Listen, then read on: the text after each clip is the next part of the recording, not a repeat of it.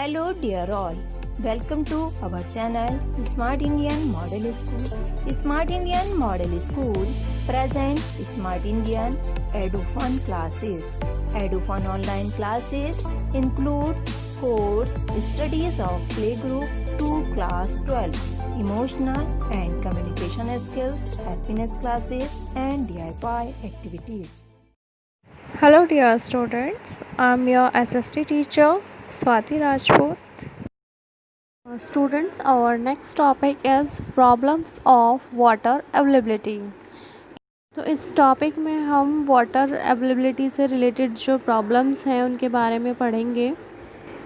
There is a scarcity of water in many regions of the world. Most of Africa, West Asia, South Asia, parts of Western USA, Northwest Mexico, part of South America, and entire Australia are facing shortage in fresh water supply. It means student हमारे world में अगर हम बात करें तो world के बहुत सारे ऐसे रीजन्स हैं जहाँ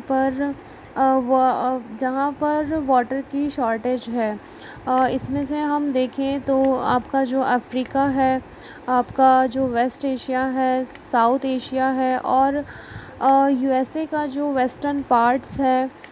इसके अलावा आपका नॉर्थ वेस्ट मैक्सिको और साउथ अमेरिका का पार्ट और आपका जो पूरा ऑस्ट्रेलिया है. तो ये सभी जो देश हैं ये वाटर की जो फ्रेश वाटर है उसकी कमी का सामना कर रहे हैं. Countries located in climatic zones most susceptible to drought face great problems of water scarcity. Thus, water shortage may be a consequence of variation in seasonal or annual precipitation, or the scarcity is caused by over exploitation and contamination of water sources.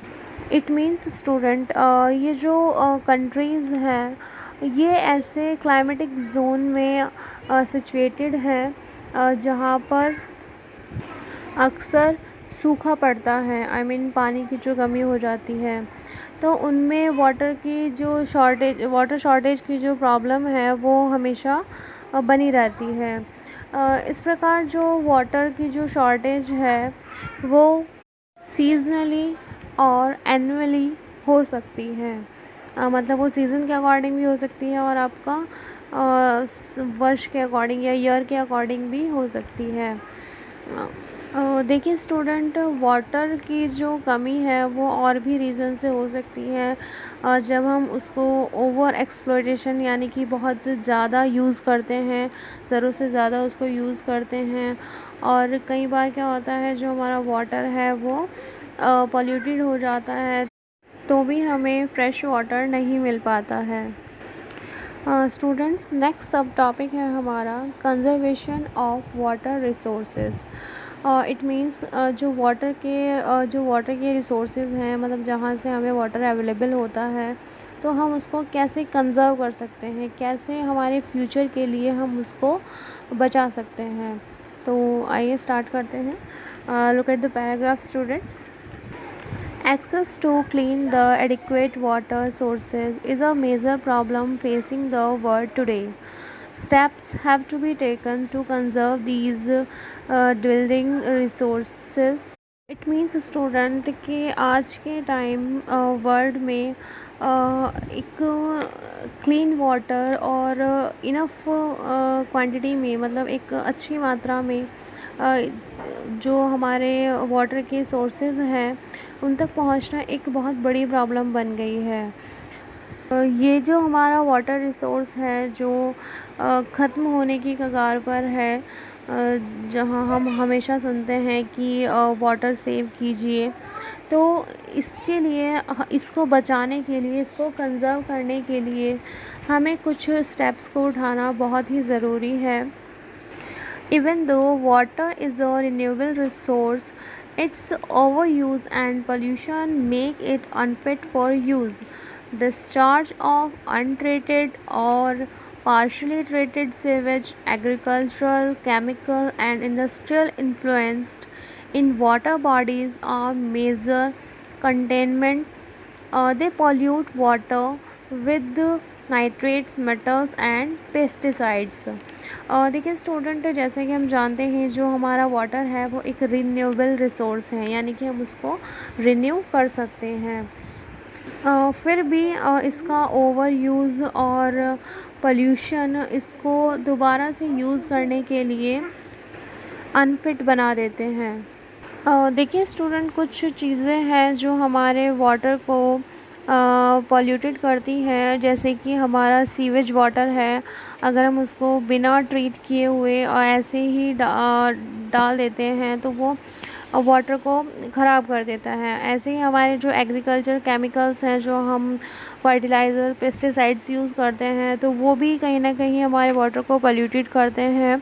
और जो इंडस्ट्रियों से, जो factory से हम waste water देखते हैं, जो गंदा पानी होता है, वो भी कहीं ना कहीं वाटर बॉडीज़ में मिलकर उन के पानी को बहुत ही ज़्यादा पोल्यूटेड कर देते हैं।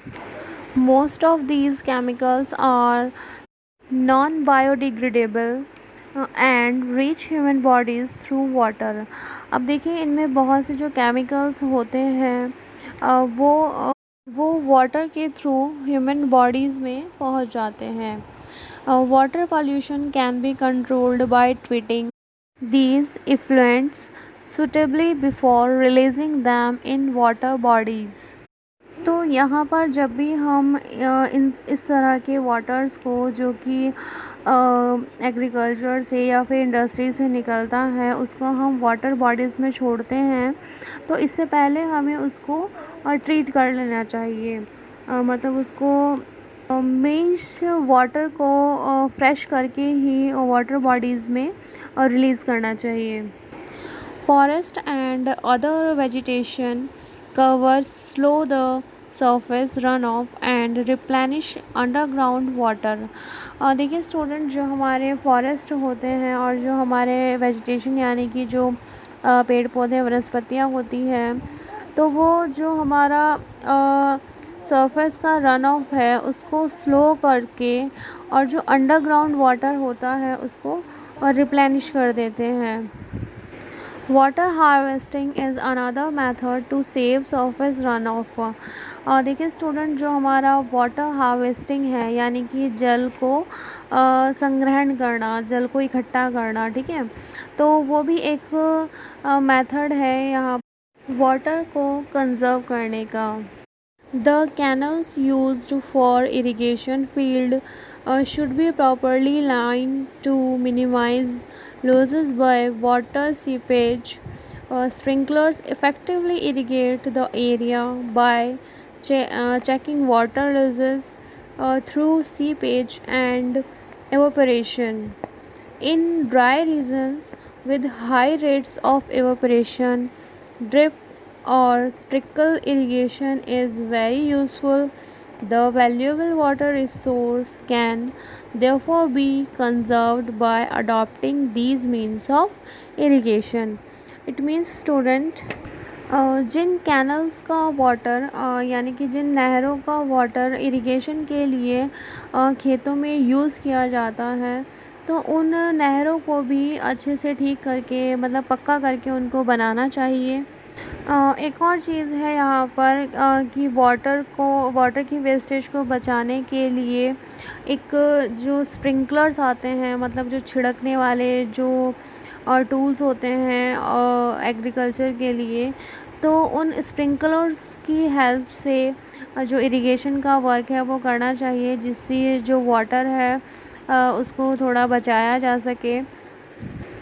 और जो आपके और ड्राई रीजन्स हैं जहाँ पर वाटर की शॉर्टेज है, तो वहाँ पर इरिगेशन की ड्रिप और ट्रिकल जो ट्रिक है, जो मेथड है इरिगेशन का, डिप और ट्रिकल, उसको यूज़ करना चाहिए। तो स्टूडेंट, इरिगेशन के इन मेथड को यूज़ करके, इरिगेशन समझते हैं ना स्टूडेंट, जो खेतों में जो पानी डाला जाता है, ठीक है, सिंचाई जो की जाती है इन हिंदी, और ठीक है, तो इरिगेशन के इन डिफरेंट मेथड्स को यूज़ करके हम वाटर की वेस्टेज को बचा सकते हैं और वाटर को कंज़र्व कर सकते हैं। और भी बहुत सारे मेथड हैं स्टूडेंट जिनसे हम वाटर को कंज़र्व कर सकते हैं। जैसे हम अपने जितने भी हाउस होल्ड वर्क होते हैं उनमें भी पानी का बहुत यूज़ करते हैं, तो हमें ट्राई करना चाहिए कि हम कम से कम वाटर का यूज़ करके अपने हाउस होल्ड वर्क्स को कर सकें। रेन वाटर हार्वेस्टिंग भी एक बहुत अच्छा मेथड है वाटर को कंज़र्व करने का। इसमें क्या होता है, स्टूडेंट्स के घरों में या फिर किन्हीं जगहों पर कुछ टैंक बना दिए जाते हैं जिनमें बारिश का जो पानी है वो इकट्ठा हो जाता है और बाद में उसको डिफरेंट वर्क्स में यूज़ कर लिया जाता है। तो यही कुछ मेथड्स हैं जिनको हम यूज़ करके वाटर को कंज़र्व कर सकते हैं और अपनी आने वाली फ्यूचर जनरेशन के लिए उसको कंज़र्व कर सकते हैं। होप सो स्टूडेंट ये टॉपिक आपको अच्छे से क्लियर हुआ होगा। इसी के साथ हमारा ये चैप्टर यहाँ पर कंप्लीट होता है। Thank you for watching. Notification प्राप्त करने के लिए कृपया बेल बटन दबाएं और चैनल सब्सक्राइब करना ना भूलें। Please subscribe our channel of Edufun classes. Thank you for watching.